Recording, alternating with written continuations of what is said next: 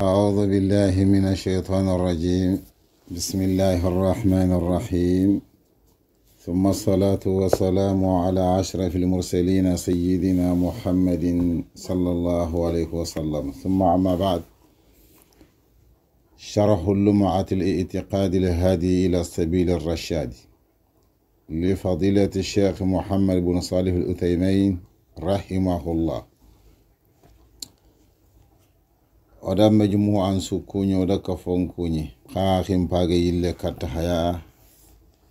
gelillen ki juman ko tanga aga gamu 24 nefe muanga aya geni septembre 2021 ako ta jate nyirige ndaga gamu silamini en kha songa 17 deuxième muanga wujune ko mona kati tan kati ndo sino siki sahih lengi taxe no maxa tampillen do taxi segunde nya gelli ke kitabe kama tayeb oga gelli na qubay lenki ken faslu as-sam'iyat kubeni geni mugun tampininga yo igenati as-sam'iyat ken kebege sebeti tumugunyai yawa mugu be geni serial likille mugu ngana nyo ya xema wari angana haqlen qadina mo su haqlen lanta kille kitei aga garandini kenya ta khoni as-sam'iyat kembre anara gado darsum batenga مؤلف تندنغ ويجب الإيمان بكل ما أخبر به النبي صلى الله عليه وسلم. أهل السنة والجماعة إتري كلنا فايك إتري مغنيا فايك لمن غنكاهو ينغ وجبني تفوفو يا النبي نمنغ خبار انتكينغ كسينو تيغان مخا وصح به النقل وتندون قاسحاتيخا anuhu baka fare maka fima shahadnahu kebe ogada ngari sahih aw ghaba anna ma kebe gu fuku bako o ya khangalunga kembre geta asaha kentanan tagri fare nyai wajibi annan tongono tekenga na'lamu annahu haqqun wa sidqun ogada tunanti kem foya tongonyani ado tongon tamfo wana hadis regan khawnan tongonete sawa'un fi dhalika ma aqalnahu ambana kimfoya oda haqqilan tampamu ba wajahilnahu mosemo ya agro sankay wala min at-tal'i ala haqiqati ma'nahu ananyo ma yingi ajate nyimme ka manan kama sahih ananyo makata ay me jaten kitoga walla kha diga men fode pe asaha kenanti annabi digan ko nginte yani ma annabi nyangolle yani alayhi salatu wassalam sahih muallifu nyimme de misale litandanga ati kem misale nga ho mo hobe afaga bane ko nganda ati مثل حديث الإسراء خو حديث بيغني بتمخواريه حديث مي بتمخواريه نمني كو تابع النبي عليه الصلاة والسلام أغري مكة ننغا مد إيوا كي بيت المقدس أغني فلسطيني الله سبحانه وتعالى غري سغندي كامونغا جرور غري جمي عليه الصلاة والسلام ناوتو قل مكة كتب بيت المقدس نكي خل الإسراء ناوتو بيت المقدس كتب كم مكيني كي خل المعراج يفيل جنا كف مناتي الإسراء والمعراج صحيح كم بريكتا كي يغتنا مثل حديث الإسراء والمعراج حديث بيغا خو بيت مخوارينا ado sege nga katte kamunga wa kana yaqdatan la manama kengol le nyamanne ya hongunyin tan daga mo khonyani khen khofe mana nga kenya daga mo khoya sobe nyani vere nyani kuyu feti fare alayhi salatu wassalam o gada kona khada mo kebe daga mo kenya mo ye daga mo nya kem mo hagadu mo kebe sasa sahih kuyu feti kene haqiqa nya vere nyani nangri makka kota bane nan daga betul maqdisi nan daga kamunga ma kam fati ñorinde ngalla gara xana ci gere xebe adaga asage na li fajrin challeti saybe nga kendi ñar so fon qasaletiya allahu akbar sahih kera ga tandanga wa kana yaqzatan la manama fa inna quraishan ankaratuhu wa akbaratuhu quraish ganko nga farenga di kemo ko la hamida ga hayme ga mo be sasa ida nakari idi fi ke khorondi buru kor jam ko hankata kendanga jamu ko no sofo kundunya ita adam ke xame mu ka badaba sere nagri doke naraga doke nare doke wa ko xadide ido kundiga mo andaga kianati ankaratuhu quraish gam ko nakari wa akbaratuhu ido khorondi walam takun tunkiru limanamat amenyi ga nakrinde nyana kuyunkunga aganda ga tiri wor wura ku nyai no kenga khuresi gam ko kinte nakrinde kenya manne aga nyagelli fibe ga nyagelli direti make aga to golle kenya direti nya wiya ko kuyufe kiyande sigi khuresi gam ko ngiri nakari صحيح ومن ذلك أوجل لك كذا أن ملك الموت صحيح ملك الموت كلم مليكا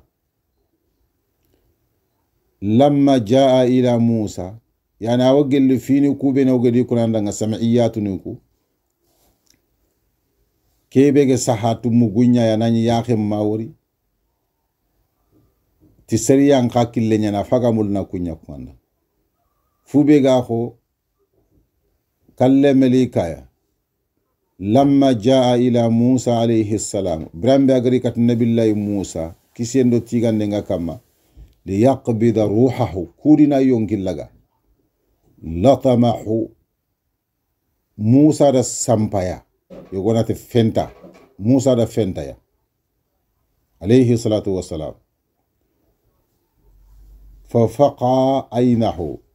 ففقع على كراندين دنيا عينه يا أخي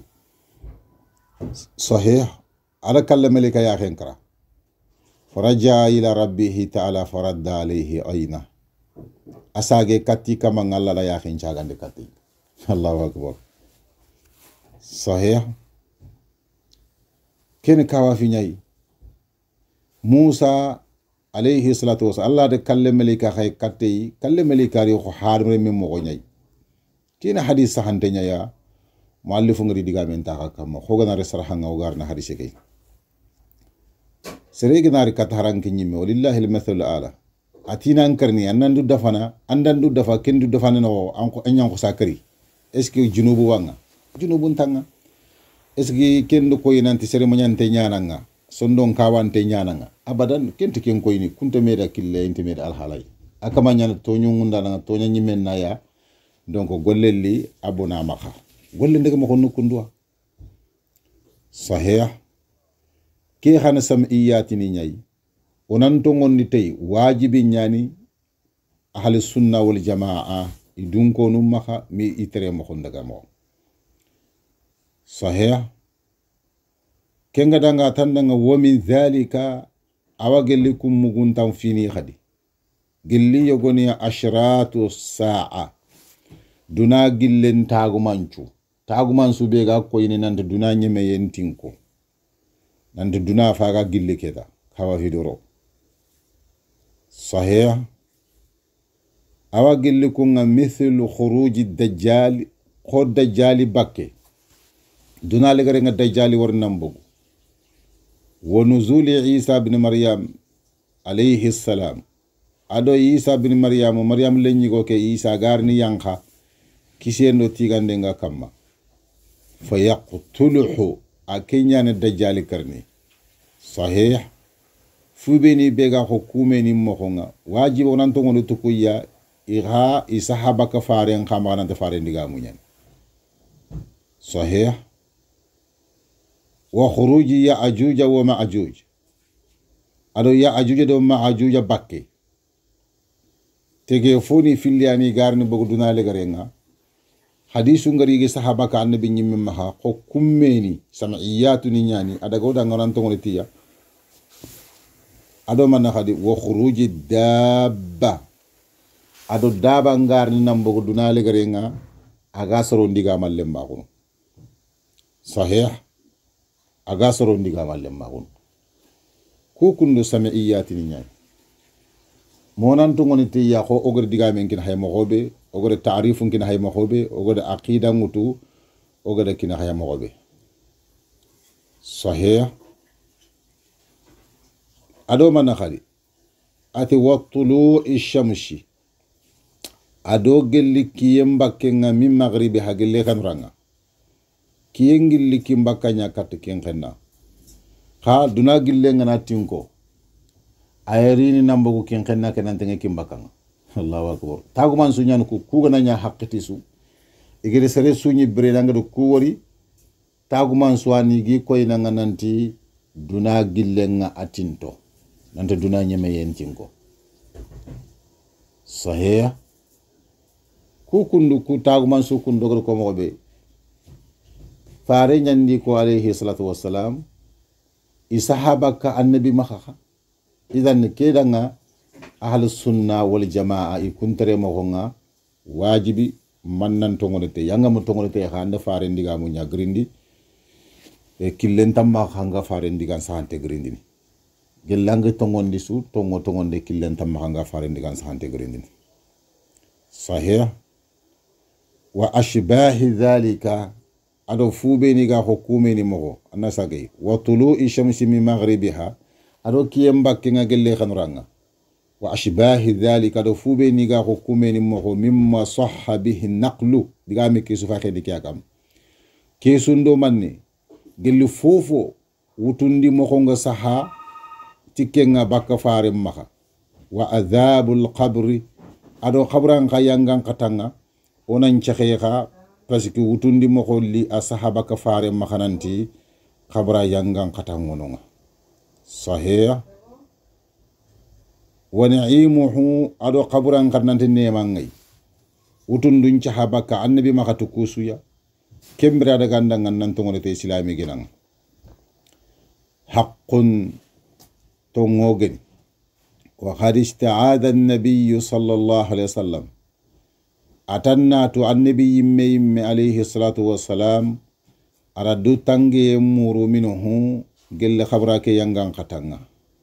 wa amara bihi anyamar nditay fi kulli salati sallisuya na du tanga tay sallisu nan du tanga gelli furunkum me nyangan katanga idan ku tundu danga keta ku anda koy nanti yangan katanga khabran noko ko soro nyogo ni khaga no ga furunkum me nyangan katalla gana iga nakarni sahih serena magati kunna karni kuni fini nyagi sahagel annabi nyimme maga alayhi salatu wassalam wa fitnatil qabr ado qabran fitna haqquna khana tongo nyai fitna nga soron kitino nga jarebe danga was-su'alul munkar wan nakiri haqqun munkar dan nakiru khatirinde tongo nyani tongo nyana sabatinte nyani ko nakarni nano nga ken khana karni anta khawayi gan khawana nakarni ahlus sunna wal jamaa itere kille fatikenga serebe gena ken nakari anya sereya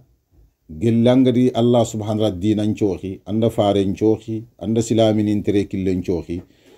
se fento maka ganta ga monyona kati akamandanga kafri nyananga an kafra kon kasahante nyani ijma'un karanga fibe ni ga ko kumo nga akhini nanyana kafri bana inshallah wona sigi gellojo fanan kamma kemrona ile katahya gellojo finlandi allah gana kebe wori joxoya wona khabagay ayo o yille katta haya gelle wojo fillandin noko kengeni juman kota gam lenki jumanga 24 9 mois ngagana septembre 2021 akota bani rige ndagam silami nyan khaxa songo 17 deuxième mois nga ujune ko mona khati tan khati ndo sini sikandenga sahih kembere keta akhno na sukkedo sama iyatu nuku konne mbatten ولغري ننتي وفتنة القبر حق وسؤال منكر ونكير حق منكر دون نكير يترين دينا أسبتين ديانا سرينا مغاكونا كر ولغري كيا أدو من نخدي سمعيات نغني كونغا وغان خونا تونغون نتيا أغانا هرني وحق لله غان تفل وسنا والبعث بعد الموت حق أدونان تونغون دي نانتي ولينغا كلم بالله تونغون يعني سرينا مغاكين نكري صحيح وذلك حين ينفخ إسرافيل عليه السلام في الصور أتاندك ولي مخونغا دانيانا كامو أنيانا بيرامبي إسرافيل جنا فوتان دي بوتونغا الله نيامر ين كاما wulle nyana kenyai kallem palle sahih fa idha hum min al ajdathi ila rabbihim yansilun ara suratu yasi aye nyugo tannam ken kota annasru kunyi min al ajdathi gelli khabran kum munno ko nga ila rabbihim katti kama yansilun iga dagana anya ganyani ga bakki khabran no nga itelle katti minne katti allah maranda ngalla gadi ko mo ngullu aga mulla miñi nanya dingrabe asuni men tanga nin dono nyai asutele dono nyai serento non gorni serento non futunu yaw allah tandu le landini allah ta selene baka kille aga ndaga bana ya kewa maga surati yasin no tankar gendo ay banande sahih kenga dangati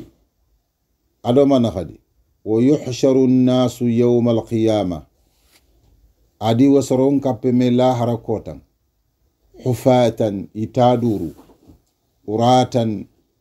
asu fetunte bakira merondinde gorulla asu murunte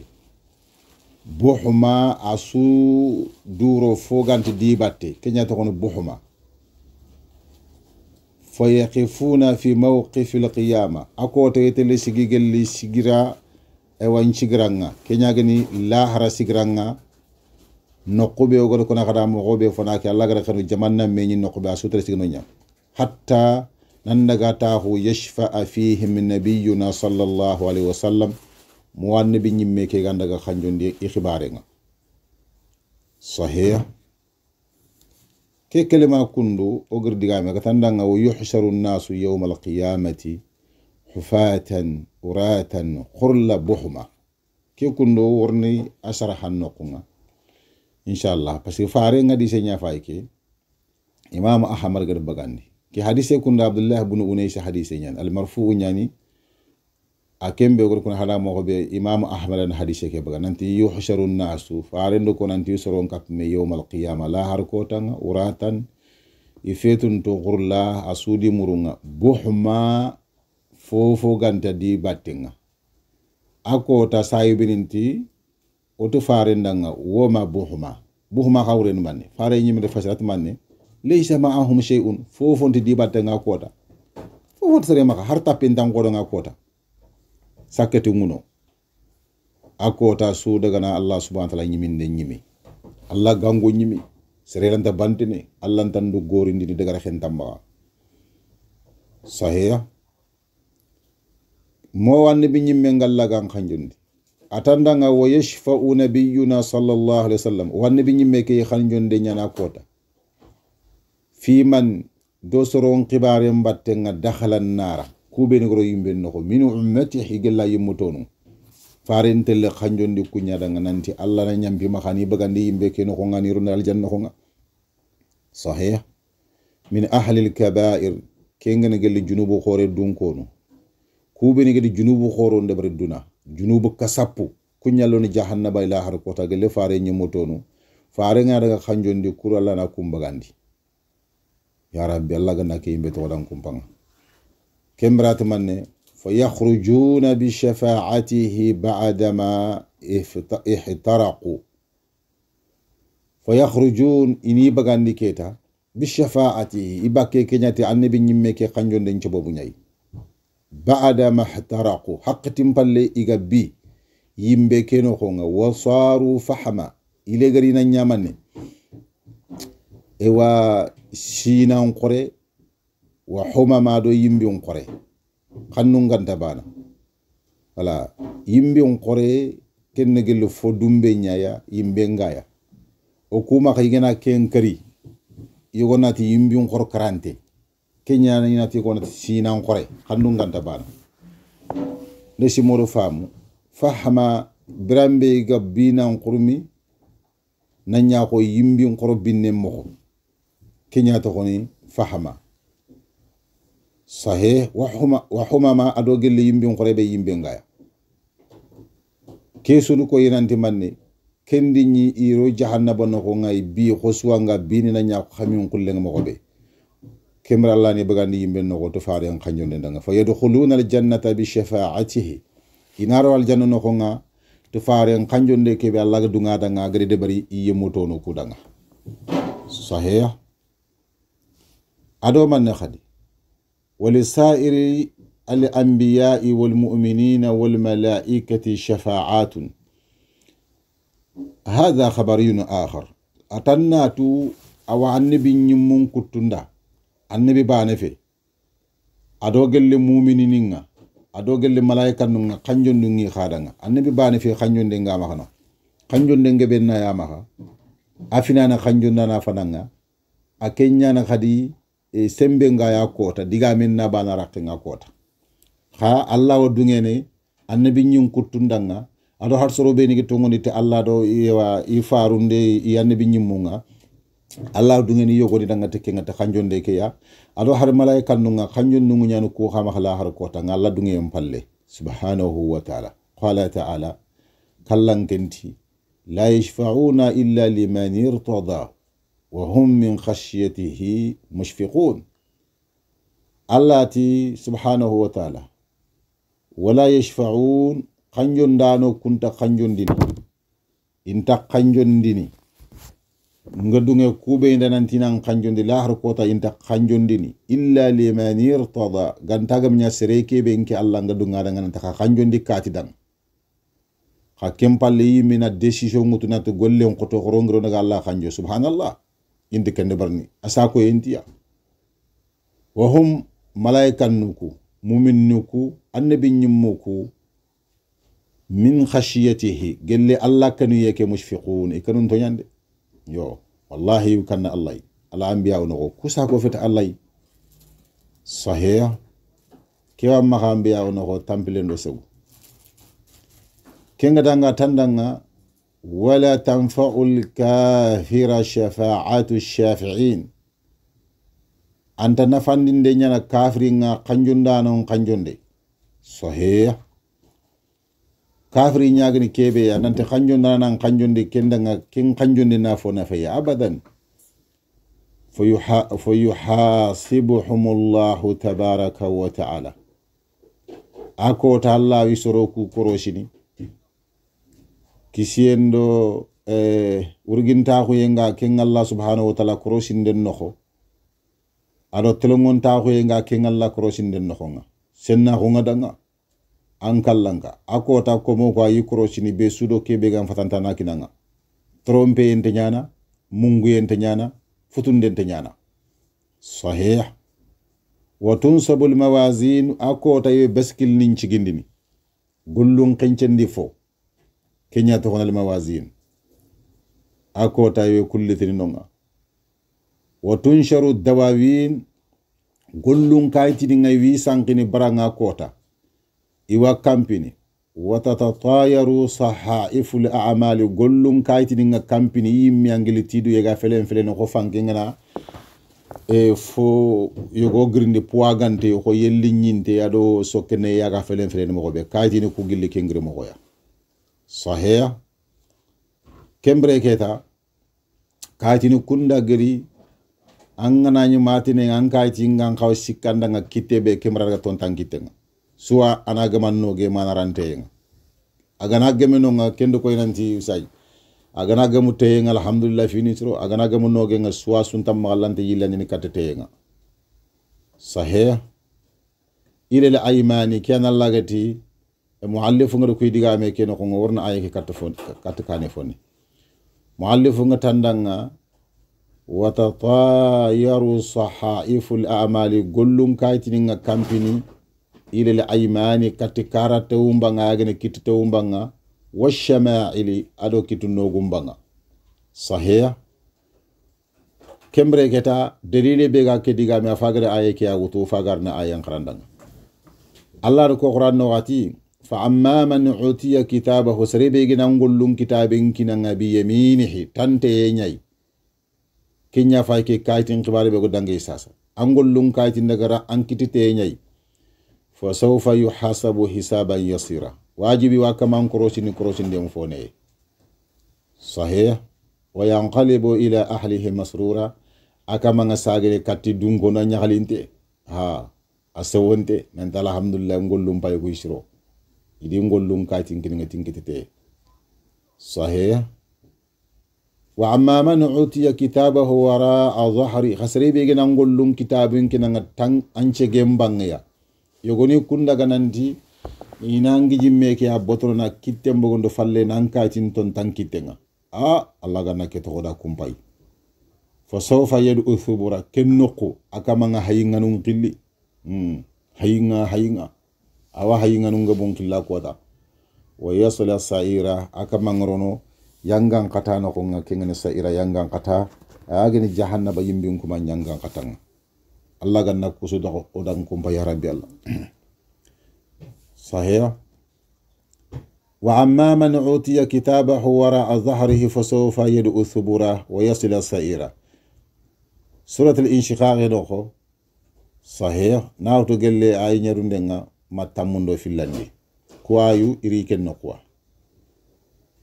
مؤلف تنغا والميزان له كفتان ati beskili kebe ogodo ko gollun kencendi foke be ogoti yuritin la har kotanga ati karo filiane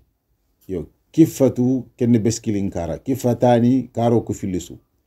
ko dunadum beskili gumu ko gona e fon pesene anya ke ngai ko lalle mu filiane banenge kara nga banenge kara igame futum no mo gobe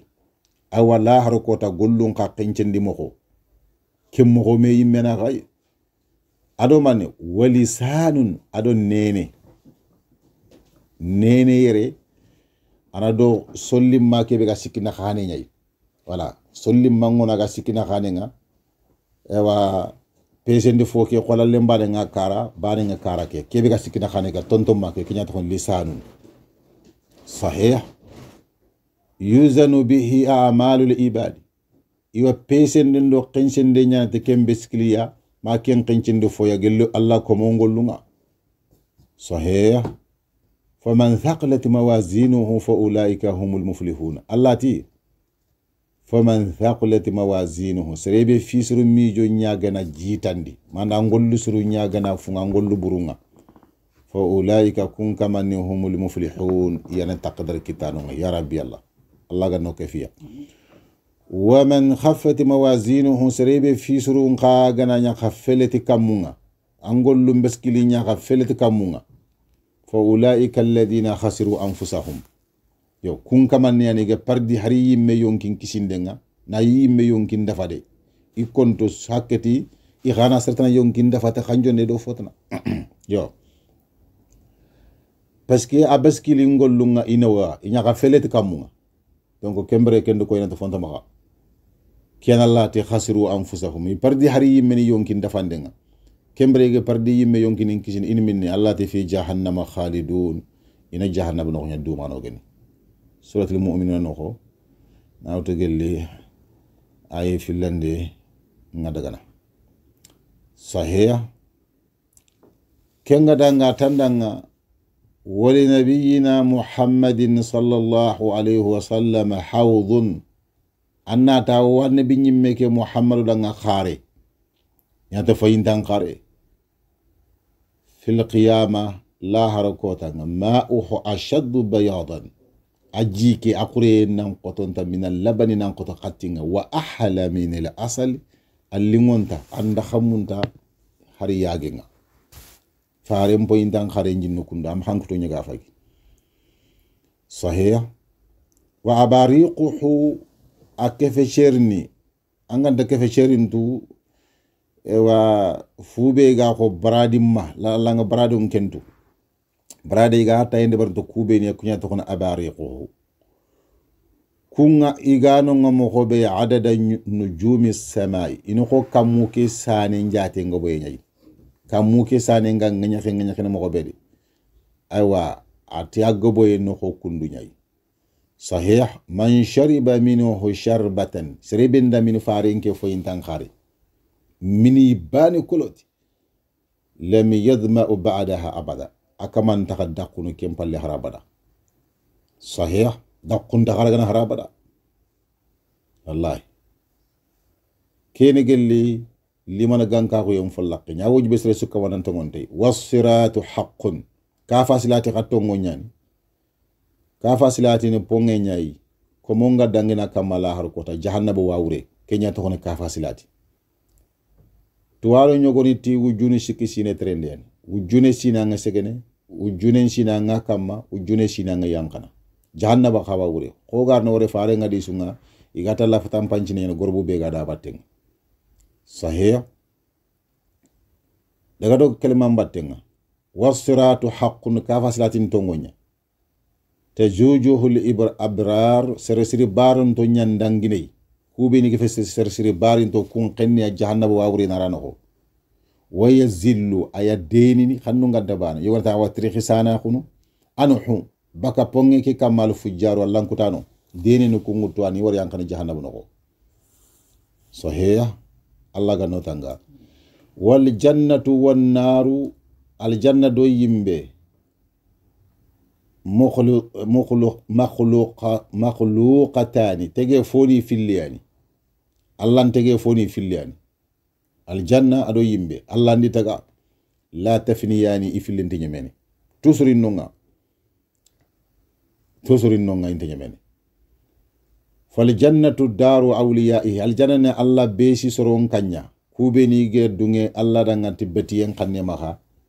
iya dagare khenonga allah ganno ke fiya wannaru yimbenka iqabun yangan qatayani li adai halla khonnundanga allah ganno tanga kenga wa ahalul jannati fiha aljanna dunkonu aljanna noho mukhalladuna duma no nyaniya haqqati durante ogatini bakake wucce sahih innal mujrimina fi azabi jahannama khaliduna aw hagar dalile mutunanta ayim ballati golli bur nyangano iwa jahannaba yangan qatanno ko duma no gene la yufattaru anhum wa hum fihi mublisun inta yangan qatake kutunu bakkiya ikunyi me jahannaba yangan qatake no ko jikran kuti yemmuniya bakala ne mankitande sahih surat zukhruf no ko kenga danga tandanga wa yu'ta bil mauti fi surati kabash la harakota aljanna lomullo falla aljanna noko maro jahannaba dun kollo falla jahannaba noko kelemani nganta bana yogo ritire yogo ne kuntino keno ku dingrangere aswante nere jahannaba lomundo aljanna lomu isuke dingra walla iwa kallemeli karitini kho jahandigen sawram mako amlaha afeten chala qengeni afakkangeni akatengeni wa yuzbahu bayna aljannati wan nar inara gana khursi aljanna do jahannaba naka yo ulama woni yogoni ti aljanna dun ko ngal janna ya xenge jahannaba dun ko jahannaba keke ngi xaw ki ngalla ila haraga na yi ro falle ila haraga na yi suga muro dingra no ngalla ga khursi na nyi su ya xenge tusuru sefene do ngalle ke su walla kembre jahannaba dun ko adu aljanna dun ko suwa kallemeli ka walla suga khursi thumma yuqalu saginati ya ahlal jannati khuludun wala maut aljanna dun ko khadume khal janna no ko nga kallenye me kallen takhafalle inati wa ya ahlan nar ya yimbe dun ko no khuludun khakhanan dume wala maut kallen ta hafalle kembre be sugadu anki nyam place nga nganta khanga andan daga rexe nga jahannaba nga aljanna ida kalle melika kebe ga khayun killaga duna kada irariti ida kursi khasudu wori ko jahandige mo ko yiga kursini mo khobe ya ta falle gangunda na gangundi alla nyamer yen kamma nanta aljana dunko no khadume khaga dingrabe kallen ta kamma kalle be gan khawa kamma khada nyama ina amen gangunde ko gel jahannaba lemmun khada nanti khakhanan to no haga dingrabe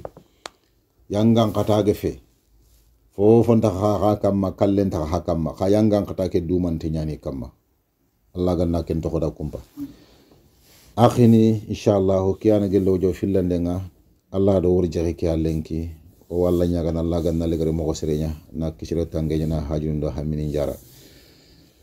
Allah ganna sutra nyoda kiyana fona khulu lakum assalamu alaikum wa rahmatullahi wa barakatuh